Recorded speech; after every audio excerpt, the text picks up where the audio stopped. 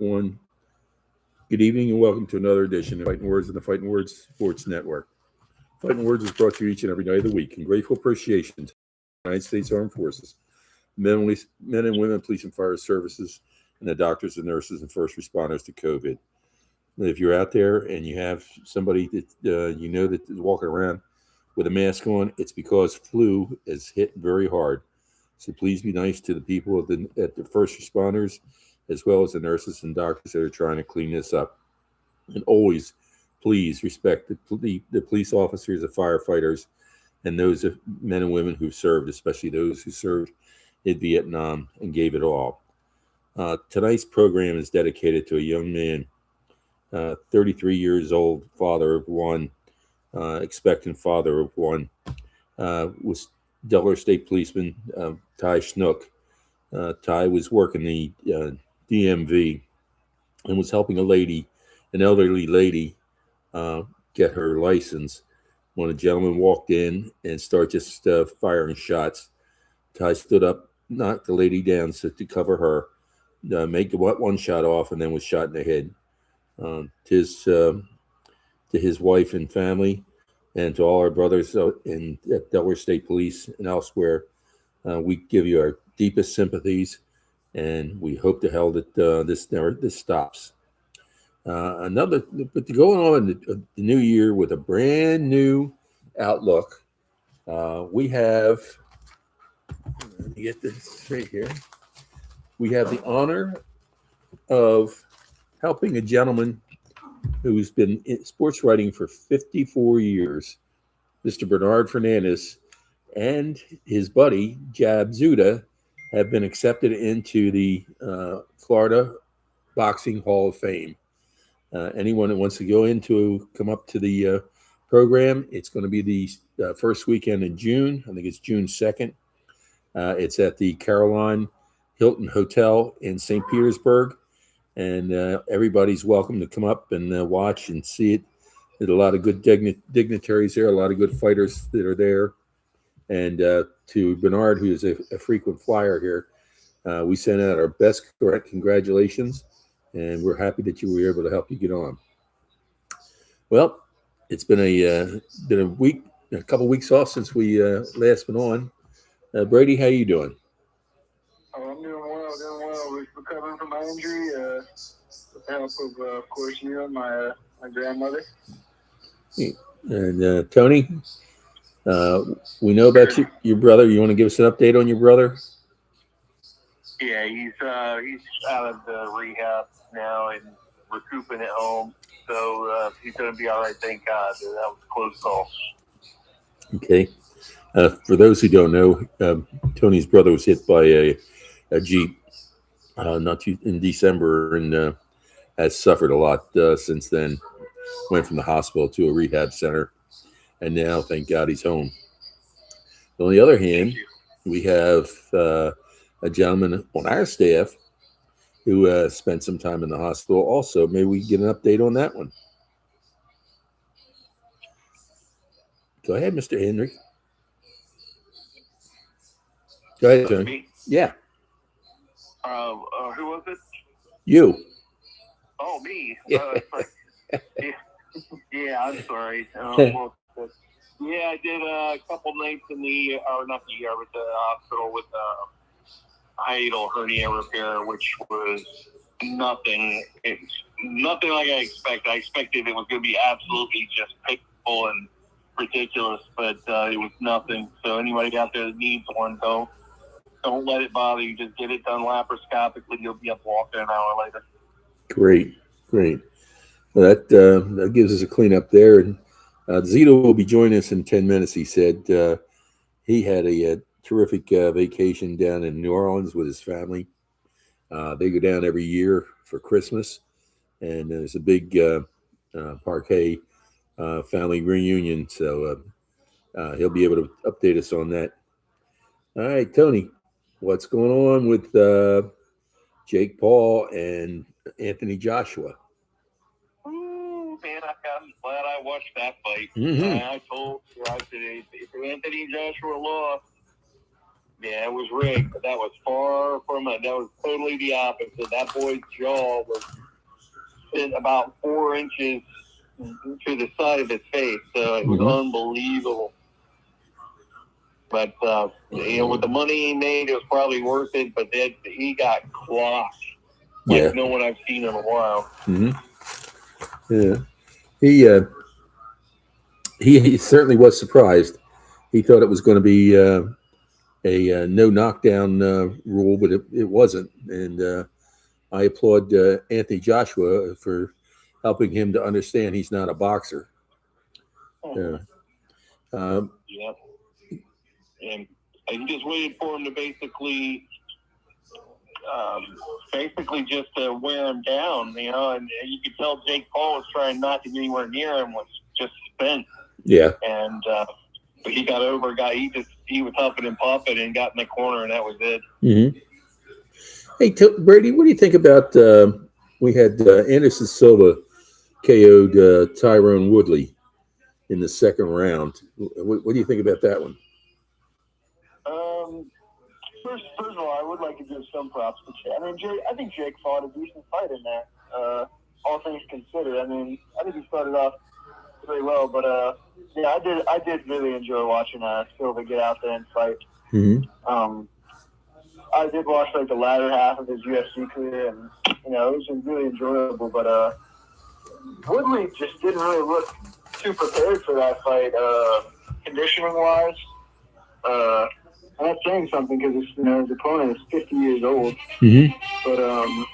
But I thought Silva fought well, and I don't know if you guys watched that. We're watching that one, but that knockout, I hadn't seen a knockout like that before. It looked like it was some flashy, he grabbed his heel. It didn't grab it, but picked his leg up and then threw a right straight and knocked him out. That punch, it was pretty spectacular. I've never seen a knockout like that, so I didn't want to note that. Good, yeah. What do you guys think about that one? I thought it was a good fight all the way through. Of course, I'm a Joshua fan, not a Jake Paul fan. And it's funny. Joshua came on the scene about 4 or 5 years ago, and at the time they kept saying what this guy was going to do and what he wasn't going to do, and then all of a sudden he faded to the background, and then he came back out last year or year before last and had some really decent fights, and so I'm glad to see that he did. We got Zito coming in. Hold on just a second. Yes, sir. I'm gonna put you right in. All right. Yeah, here we go. Zito is with us, guys. Welcome home, Zito. Hey, guys. Hey, Happy New Year. Happy New Year. Good to be back with you guys. Yeah, we're glad to have you. We're glad that your trip home was good and that everybody got home back here the way they should. Oh, thank you very much. Yeah. Thank you very much. Hey, Z, we're just talking about Jake Paul and Anthony Joshua. What's your thoughts? My thoughts are this, and you guys will remember when I said if it's real that he was going to hurt Jake Paul. Mm-hmm. If it was real, he was going to hurt him. I didn't say knock him out. I didn't say finish him. I said if it's real, he's going to hurt him. Mm-hmm. And as I say, some people you can play with. I would have rather Jake Paul fought Tyson Fury. In all honesty, I would have rather him go ahead and fight Tyson Fury. For the simple fact that when you're fighting, Anthony Joshua doesn't know how to play those bets, as was demonstrated against Ngannou. What he did, he made it actually entertaining. Mm-hmm. And to be honest, Joshua didn't have to do that. He did not have to do that. But he carried Jake Paul for a minute or two. Mm-hmm. He carried Jake Paul until he said, you know what? Okay, it's about it for him. Mm-hmm. And Jake Paul, with him, it looked like a pro against an amateur. Right. It looked like a pro against an amateur. If Anthony Joshua was the same weight as Jake Paul and the same height, but he was still Anthony Joshua, it would have been the same. because that's where you see the calmness of a pro against the panic of an amateur. Jake Paul, first thing is this: he avoided contact for the most part, not educationally. He avoided contact on the stand level to a degree. This guy's big. I don't know how to engage him quite like that big. Also, there are certain things to where Joshua kind of let Jake Paul do.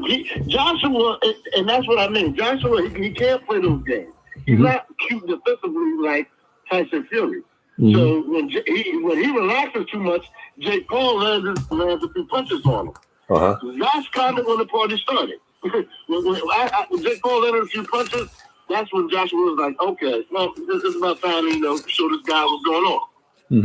So what I'm going to say is this. When Jake Paul got hit with the knockout shot, he was breathing heavy and his mouth was open. That's why both sides of his jaw are broken. Because when your mouth is open, and especially when you make connection with that lower part, well then that affects both sides of your jaw. But I'm going to give Jake Paul credit. After the knockdown, his mouth breathing, he stuck his tongue out at the camera. He's a tough guy. Yeah. And I'm going to give him credit. He is physically tough. He's a lot physically tougher than he is mentally. Because if he would have known he was that tough physically, then he would have fought differently against Joshua.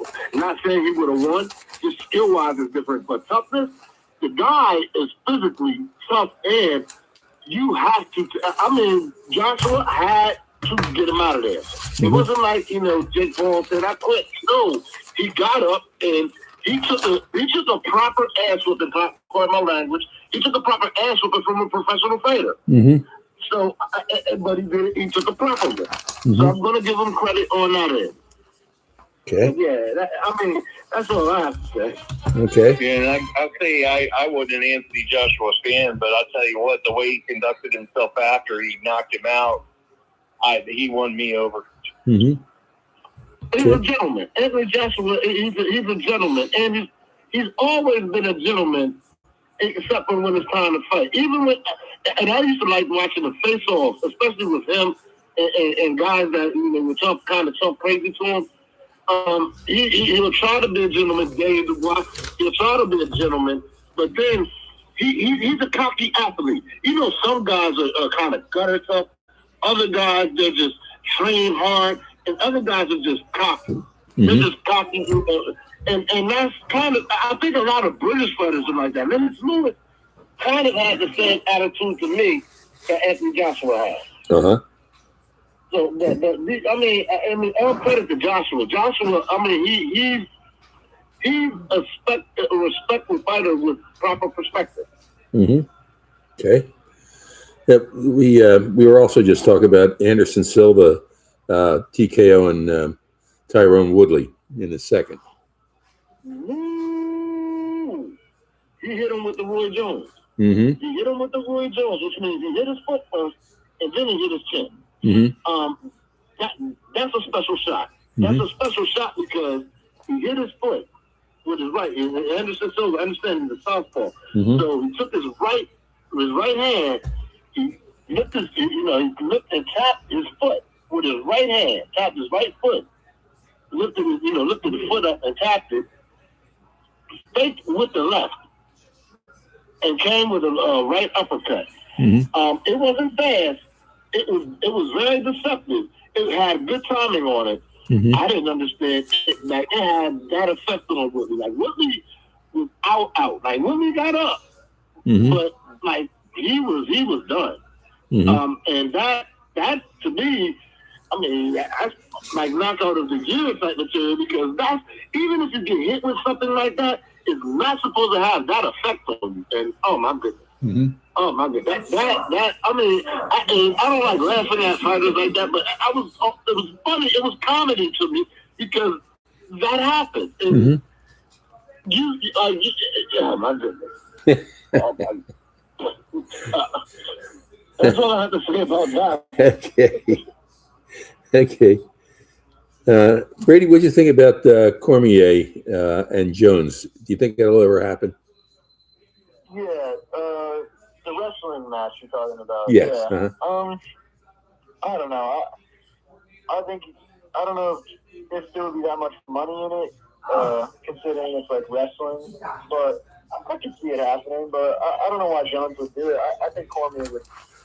Cormier is the better wrestler, I think, and I think he would, rip him apart. But no, I couldn't see Jones really agreeing to it, honestly, unless it was for we've seen over time Jones will really come back for money.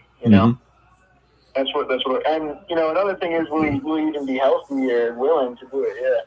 Yeah, but I can't see it happening. Okay. Go ahead. I think that Jones would actually. I think he would more or less want to do it. I think these guys are really, really rare to find. Two guys like this who do not like each other on a personal level, to the fact that they really can't be in the same room with each other like that. You have to put millions of dollars in their face for them to be halfway civil. Halfway civil. I think that if you put a wrestling match between these guys, it's going to devolve into a fight. I mean, it's just good. Like you can't do certain things with certain people. I mean, it's water and oil. I mean, John Jones and David Cormier are literally water and oil. That's what makes it exciting to see, but that's what also kind of makes it volatile enough to where both guys, both guys came from a little older school of things to where, like nowadays, I think that if they were a little younger, they would be prone to do it. I think that both guys, and they're later in their careers, especially Cormier's retired. So that's why I think he wouldn't necessarily do it. Jones, he's teeter-tottering, but he's the guy who's kind of, I think the blood, listen, he always said, I see Daniel Cormier anywhere. And understand, Cormier's the same way, but, he's more professionalism. He has a commentating career, so he has to kind of dial it back to a bit. Where John Jones is going to be John Jones. He's going to get in trouble. He's going to say what he's going to say. So, I mean, as I say, one's retired, one's inactive. I mean, I don't want to see it, to be honest. But, I mean, I would watch it, but it's nothing that I would really seek to say. Okay. Tony, Clarissa Shields and Fedora Cruz. What's your thoughts on that one? Clarissa and who was it? I'm sorry. Cruz. Fedora Cruz. I don't know Cruz that well, and Clarissa, I don't care for her personally, but she's going to be a tough one to beat. She's still, they call her the GOAT. She's a GOAT. I'll give her credit. She's tough, but we'll see. I'd like to see somebody that's more on her level. Hopefully this girl will be on her level. What do you think, Zeke? Cruz is decent. She's pretty good. I don't know if size-wise she'll match up to Clarissa, meaning just density-wise. Clarissa, I mean, she's a very, very dense athlete, and she is she uses it. I mean, she. There are two things about Clarissa Shields. She fights hard, and she has very, very. She's good. I'm going to say this much. She has very good stamina. At times, I think that she loses control. I think she, if she controls herself a bit more, she could be probably the most dangerous thing we've ever seen in women's boxing. I think.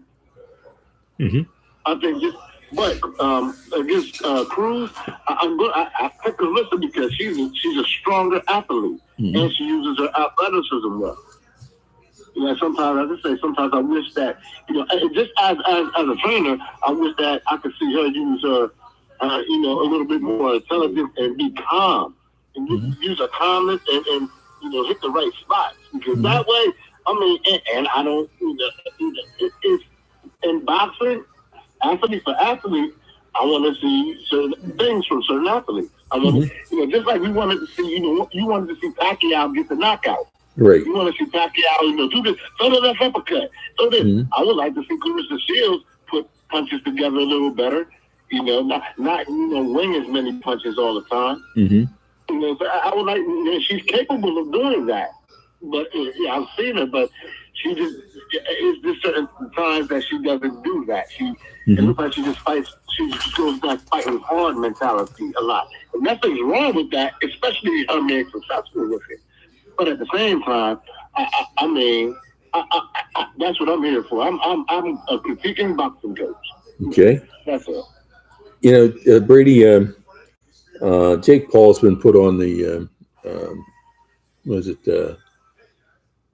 banned list until he gets his medical release. But he's talking about the end of 26 of meeting with Conor McGregor. Given the fact that Conor McGregor has not been in the ring in a while, but it does a lot of fights in the bars, do you think this thing will work or not?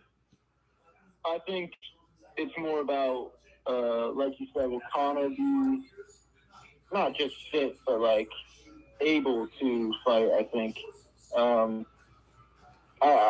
he's a lot smaller than Jake, but I think it's more about if this fight's gonna happen. Rather than who's gonna win. I think, but I think a lot of situations Conor's had a lot of glory, but it's more for the money at this point. Putting his face, he had the Ultimate Fighter. That's a huge setup against Michael Chandler, and that fell through. Sure. And it's every single fight that Conor may have had in the past couple of years always falls through. And I don't know. I think Jake's mindset is more, who can he get in the ring that's going to be, what's the word? Who can he get in the ring that's actually going to show up, that he knows is going to show up, that, obviously there's going to be big money, whoever it is, and they're going to want the money, but I think he could get a better name to face that is going to be more reliable for him to face. So I don't know. Conor, he's got a lot more going on, and I don't think in the ring fighting is where he's at right now. Right. What do you think, Zeke? The amount of money that Paul would equate with Conor will take the fight. I think Conor will take the fight. Conor now, I'm going to agree that Conor is not he's not always in the correct brain space, should I say. But dollars make sense. And dollars make it make sense. I mean, Conor's been inactive. He hasn't been doing much and all of that, but he's still, one thing is this, Conor has a lot of fans. And he would generate, but Jake Paul, to be honest, would probably want to go overseas to generate that.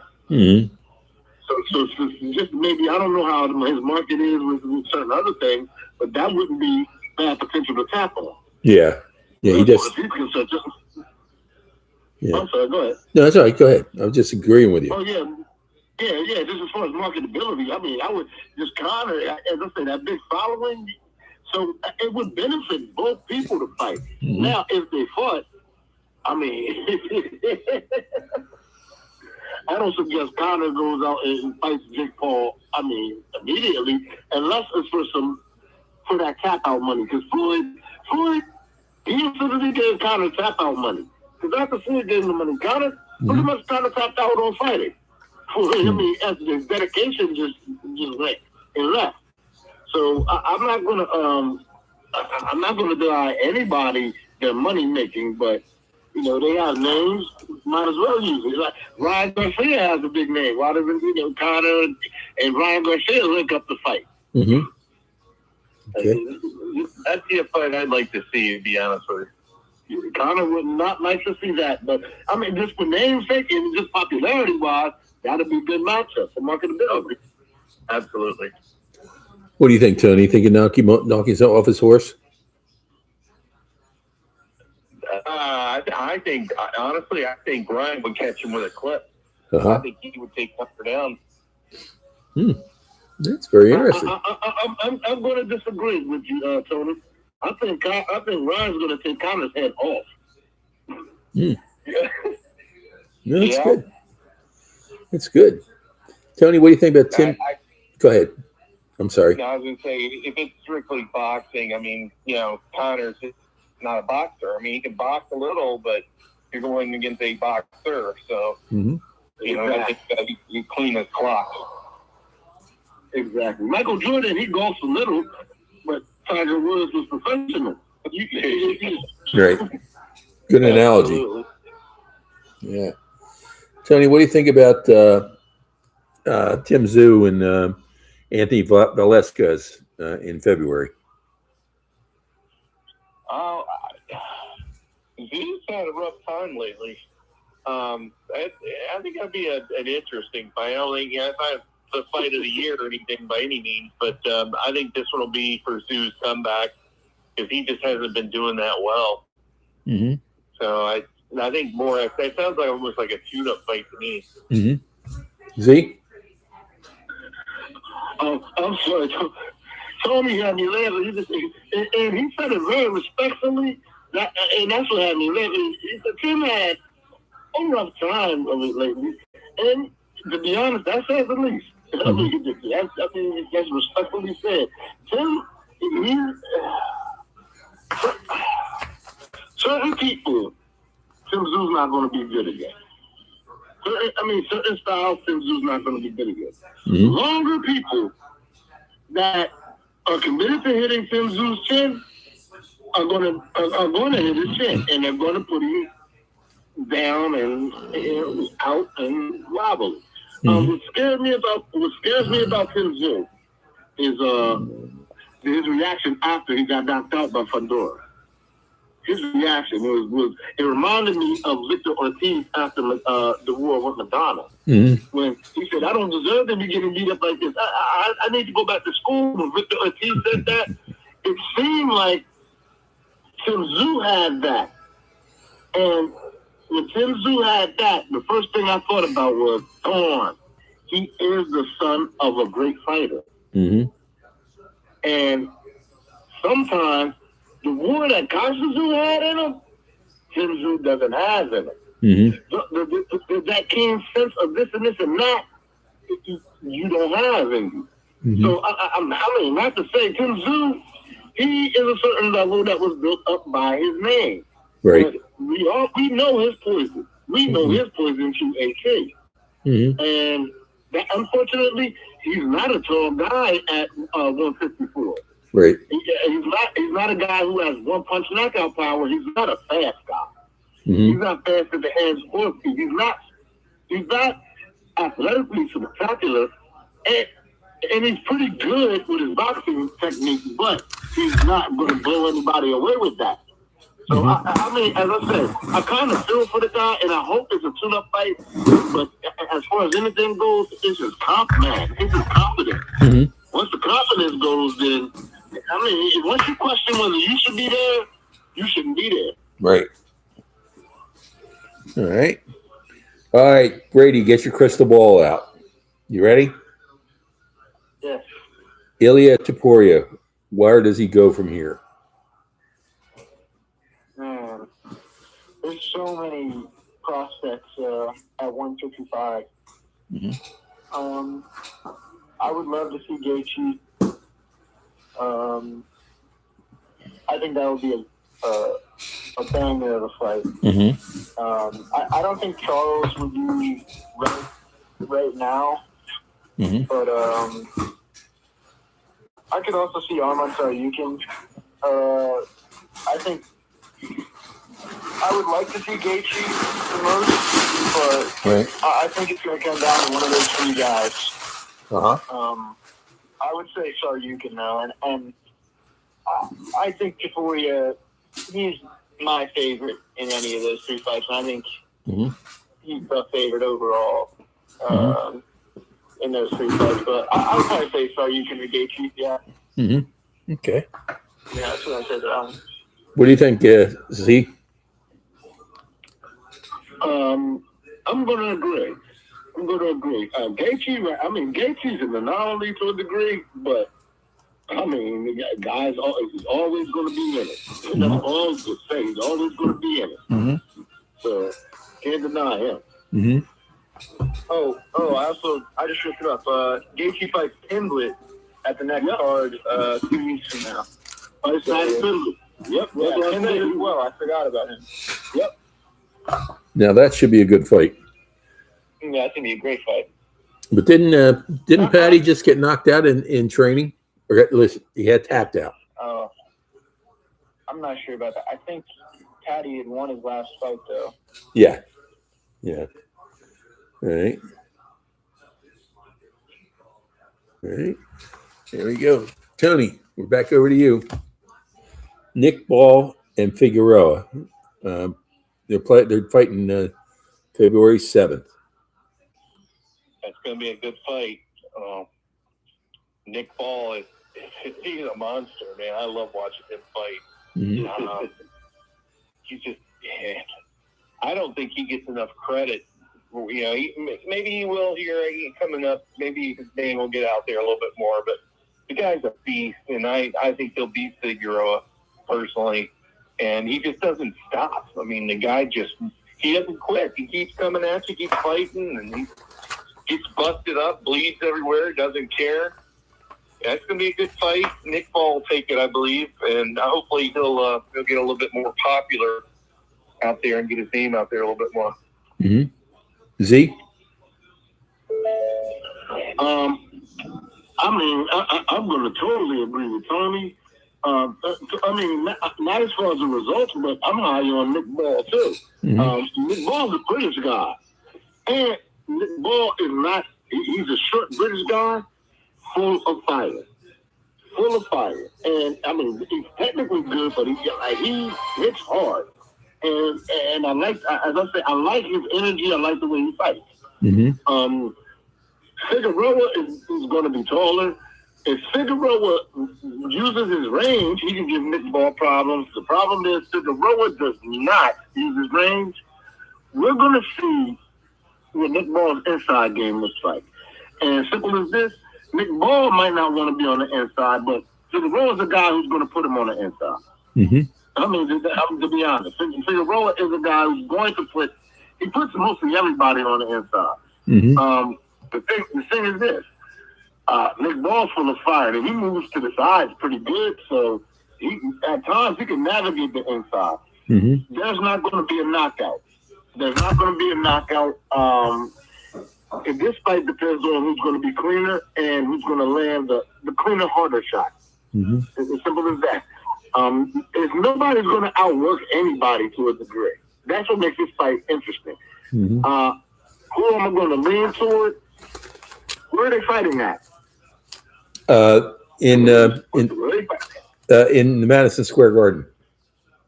I'm going to lean toward Figueroa. I'm going to lean toward Figueroa. Yeah, just because they're more on his turf. Right. Just because they're more on his turf, I'm going to lean more toward Figueroa. Mm-hmm. If it comes down to who I would lean to, if I had to flip a coin and one had to land head or tails, oh my goodness, I would actually probably go toward Figueroa. Mm-hmm. Just off of experience at this level, at this point. Okay. At this level. Now, I can't deny Nick Ball. I mean, as I said, the guy's full of fire, and he has things that's going to trouble Figueroa. Mm-hmm. But I need to see the ball at this level. Mm-hmm. He can handle that, and then I mean, he's going to handle a lot if he handles this. Right.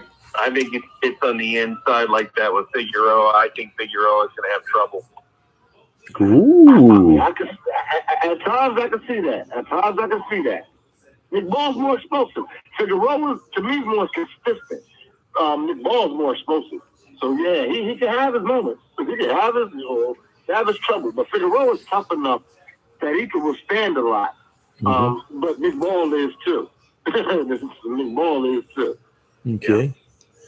Hey, Brady, you talked about it earlier. You have any information on the Michael Chandler and Conor McGregor, why it was canceled? I don't know. Like I said, I think with McGregor, Chandler's the type of guy. I think he's like no BS. Well, I don't know if it's Sean Jones or McGregor actually, but I don't know. I think Chandler's tired of waiting.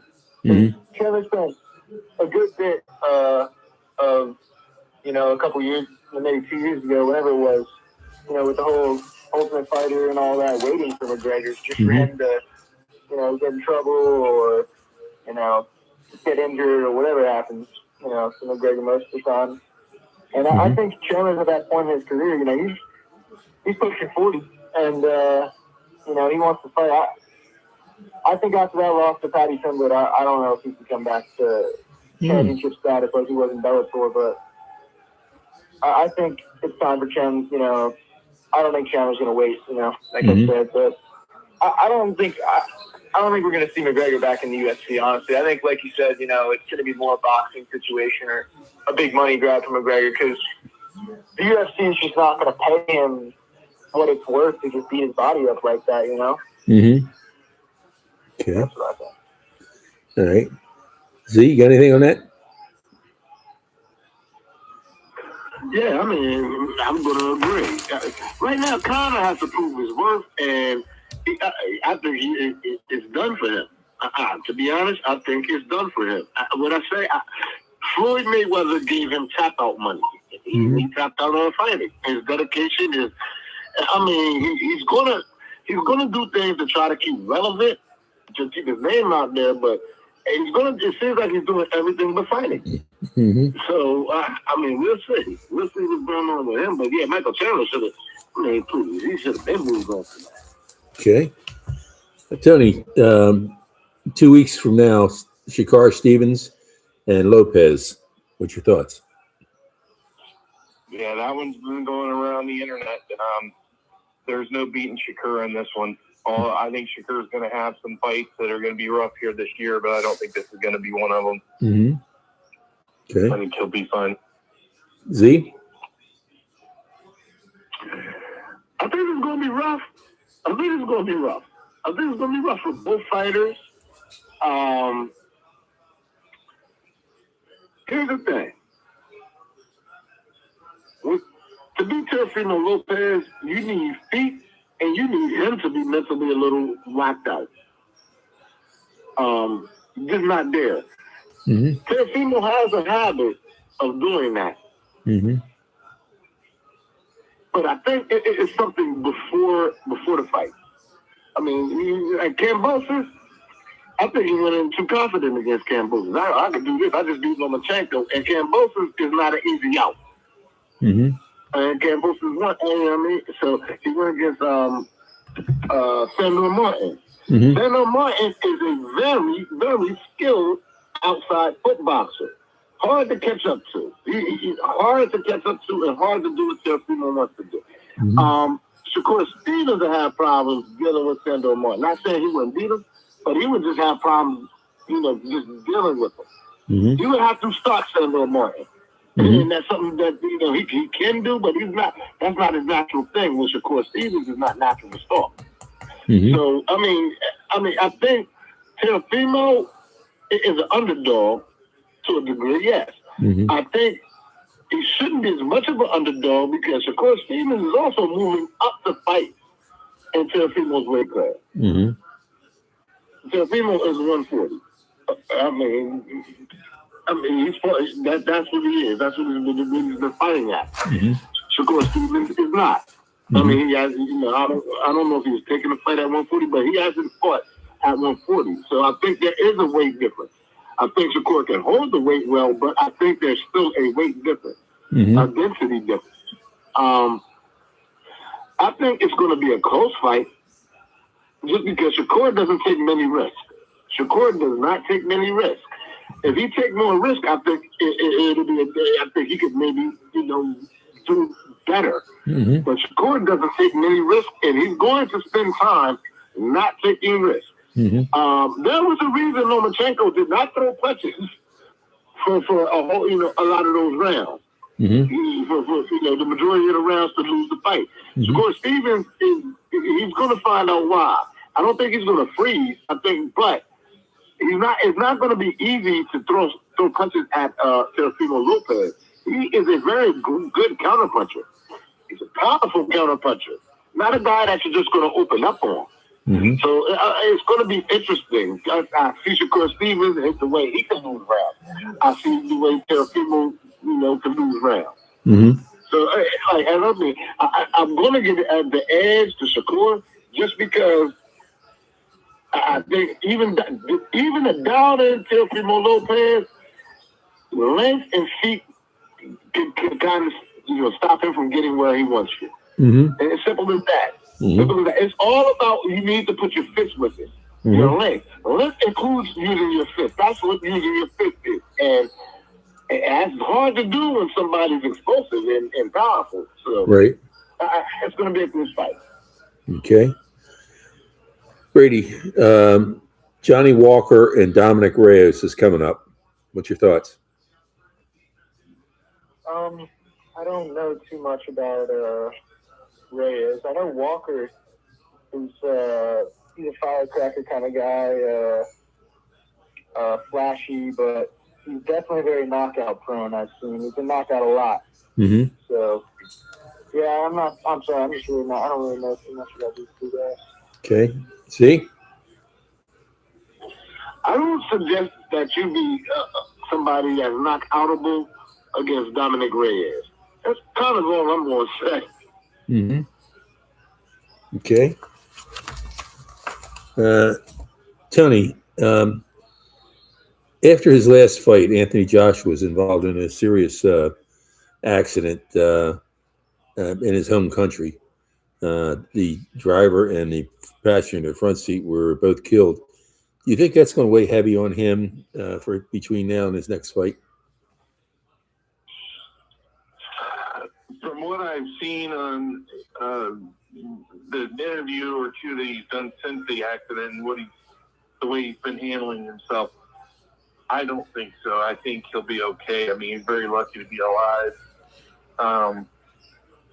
He's just going to have to brush himself off from this, and I don't think it's going to affect any fighting personally. He seems like he's okay. Okay. Mentally. Okay. How about, here's a good one. I want to hear from both of you guys. Amanda Soriano and Renee Tellis. Let's start with you, Z. I like the way Amanda Soriano fights. Conditioning. Mm-hmm. I mean, if you're not going to have skill with conditioning, then you're going to have a problem with Soriano. Katie Taylor has skill with conditioning, and she had a problem. Mm-hmm. So, I mean, right now, I haven't seen any slack in Amanda Soriano's game. So, I got to pick her. Mm-hmm. Got to pick her. Okay. Brady, after his eye injury, do you think it's possible that Tom Aspinall can come back? 100%. I think so. I guess I'll take Caden's position here. Mm-hmm. I think Aspinall, I think he's the best right now. I think, but I will say that he looked flawed in that fight against Ghana. I know it was only the first round, Mm-hmm. but I'm not going to say flawed. I'm not that word. But he definitely was getting beat on more than he usually was. But, Mm-hmm. I understand that was definitely a rightful stoppage. But I think he'll be back. But I do want to shine a light on one guy. I don't know. You guys definitely know who it is. Gable Stevenson. I think that guy, if he comes to UFC heavyweight division, I think he's going to be a problem, especially because he's getting trained by John Jones. I mean, the guy's 260, All-American. I think he's two-time NCAA champion wrestler. Mm-hmm. And I think, with a guy that size, that skill set, especially with a coach like Jones, Mm-hmm.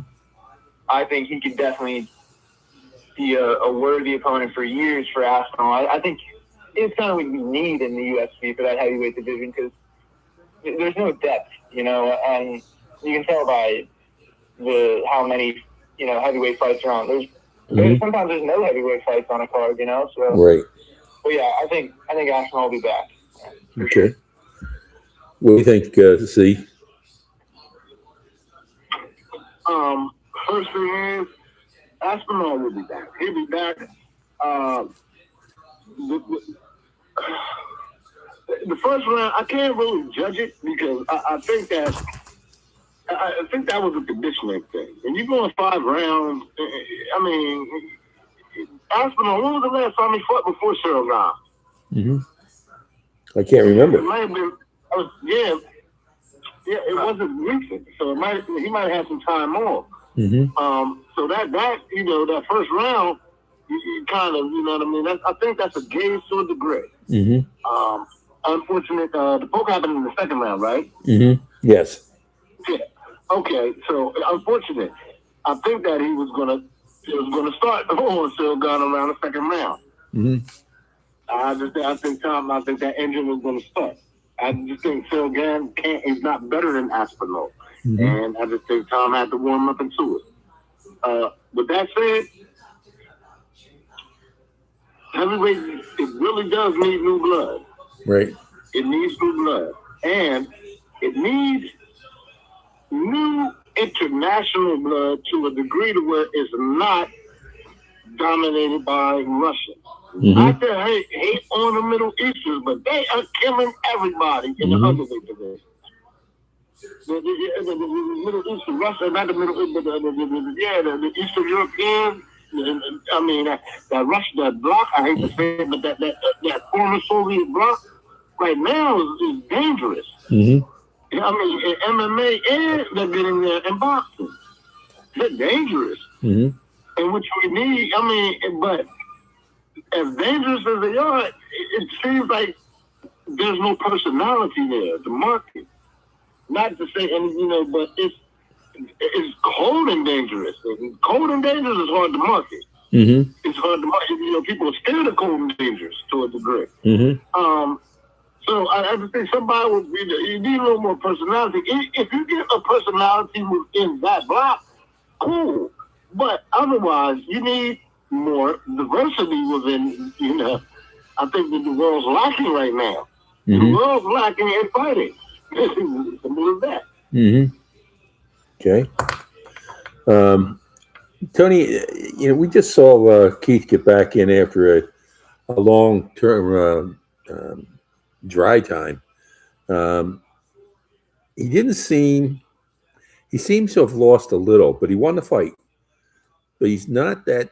He didn't have that sharp quickness or like the foot that I've seen in the past. What's your thoughts? I think Father Time's catching up to him. Mm-hmm. Yeah, it's sad to see, but all the layoffs and time down. I mean, and then time's going by, you're aging, and you're not staying in.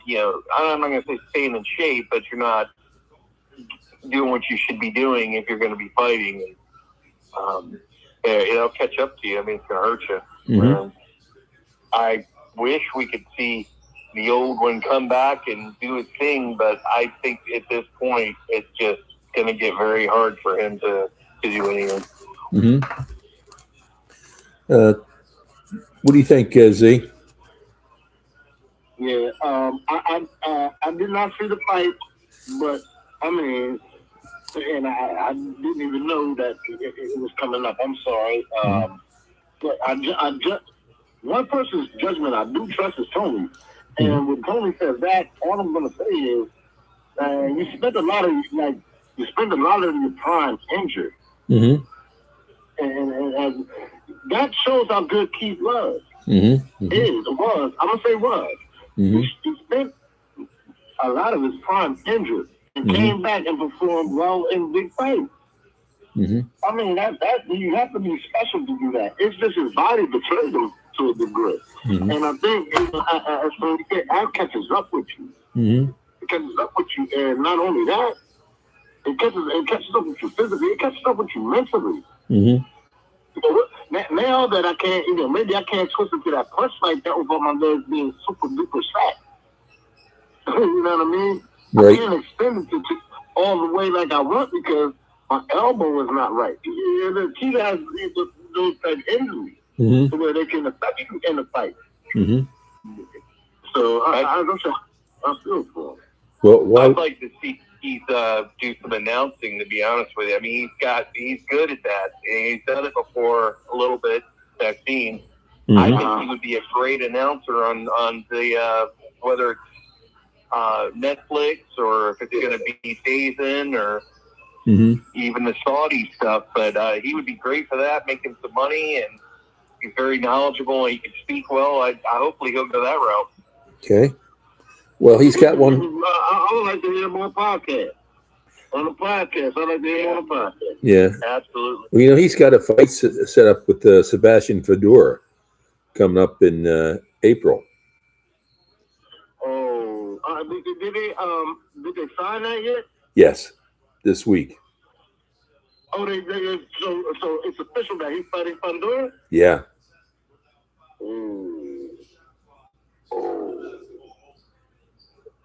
It's a big money fight.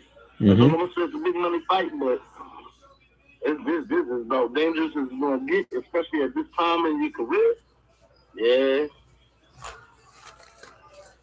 Yeah. What do you think, Tone? I missed that last part of the phone cut out. What was it? It's Keith Thurman and Fedor. Oh, Fedor. I don't think it'll get to that fight. I just something's going to happen, but if it does go to that, I don't think Fedor is going to lose that one. I really wish I could sit here and honestly say Keith would win this, and I think he would win it. My heart's telling me that he'll give it 100%, but I don't think it'll be enough. Okay. Brady, I know you like Lerone Murphy. He and Alexander Volkanovski are coming up. What's your thoughts? I like this fight. I didn't know this one was actually in the books, but Volk is really experienced, man. I mean, he could be the most experienced in the UFC right now, especially at the championship level. Lerone Murphy is a young guy coming up. I think he's had some great wins as well. But honestly, I think I got to go with Volk on this one. I mean, he's such a complete fighter, I think, and I know he's back at the championship level. I know he's had some losses, but I think he's still gonna prove why he's the champion, why he's been the champion, and why he's one of the best of all time. I think. Okay. Hey Z, what do you think about Dominic Reyes and Johnny Walker? Oh yeah, I said it before. Because Brady said that Johnny Walker is all right, but he has a tendency to get knocked out, and you don't want to have a tendency to get knocked out against a guy like Dominic Reyes. Okay. Tony, for your last one, this is worth 15,000 points. Teofimo Lopez and Shakur tried to be set up. What's your thoughts? Saying what now? Teofimo Lopez and Shakur Stevens. They're trying to set that fight up. I believe that's the one we discussed a little bit ago. Yeah, that's right. I think Teofimo, I got to agree with V on it. It'll be a good fight, but I still think Shakur will pull it off. I just don't think right now. I don't think Teofimo is going to be the guy that's going to do this. It's going to be someone else, but it's coming. Okay. Well, guys, that brings us right up to the end of our hour. I guess still got a whole page here, but I know everybody has different things to do, so we'll just keep to our hour. Brady, you want to give us an update on the Carolina game? Yes. Second. Okay, Rams won 34-31. All right. Yeah, came back to the last 30 seconds they won. My team is out of it, so I'm just gonna sit up here and stew in my own madness. There you go.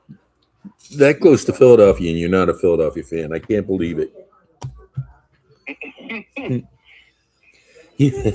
You and Ty. All right. Z, you want to lead us out? Absolutely. So I was late. It's been a pleasure once again. Good to be back for the new year. Thank you, Brady. Pleasure to have you on. Thank you, Tony. Always good to have you on. Mr. Butch, my guy, and all of my Fighting Words family. And these shows are definitely in memory of Bob, Coach Mel, and Dr. Chris. And if anyone wants to hear any Fighting Words, please do call. Hey, Tony. Hopefully we're going to have another good year of boxing like we did last year. I feel like we will, and I'm glad to be back and ready to just get it on. Thank you to Z, Brady, and to the man of the hour that doesn't get enough credit, Mr. Frank. And looking forward to next week. Great. Brady? Yes, it is a pleasure to be on with you guys. Z, Tony, Prop, always a pleasure. Tony, I hope your brother, I wish him good health. I hope he gets a good recovery. Thanks for having me on, and God bless. Great. Okay, well, I want to thank everybody for being so well prepared tonight, as always. We appreciate it. We're back. The good news is when we moved over to YouTube, we lost a bunch of fans. All of a sudden now our numbers are starting to rise again. So for our fans out there, we really appreciate you. We hope you had a great holiday season. And please be safe when you're out there on the road. Just remember, if you're driving, don't drink. If you drink, don't drive. These programs are brought to you each and every night of the week in grateful appreciation to the men and women of the United States Armed Forces, the men and women of police and fire services, and the doctors and nurses, doctors, nurses, and first responders are working on COVID and the flu, and also those men and women in the supermarket to keep the stocks shelved during this hard times.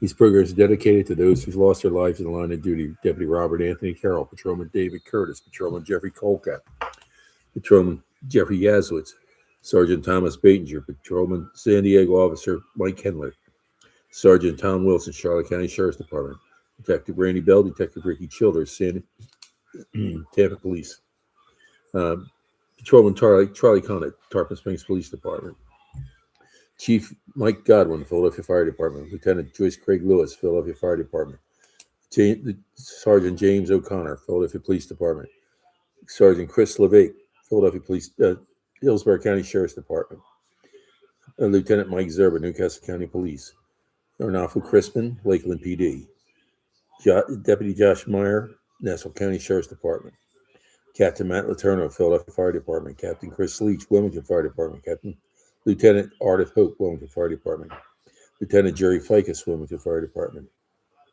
Chief Jimmy Ford, Wilmington Fire Department, Chief Al Hogle, Longboat Cove Police Department, Deputy Mike Hargrove, Pinellas County Sheriff's Department, Chief Florida Trooper Chelsea Richards, Florida Highway Patrol, Trooper Joe Bullock, Florida Highway Patrol, Trooper Zachary Ben, Florida Highway Patrol, Sergeant Chris Fitzgerald, Philadelphia Police Department, Sergeant Ramon Mendez, Philadelphia Police Department, Chief Corey Compantier, Buffalo Creek Fire Department, Deputy Ronnie Ronanitsky, Manatee County Sheriff's Department, Patrolman Zachary Butterfield, Bradenton Police Department, and Delaware State Trooper Ty Zuck.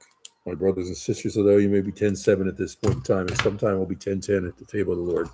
Until that time, when the roads rise up to meet you, may the winds be always at your back. May the rains fall softly on your fields and the sun shine lightly on your face. Until we meet again, may the good Lord keep you and your family always in the palm of his hands. Good night. God bless and have a great week. Good job, Braid.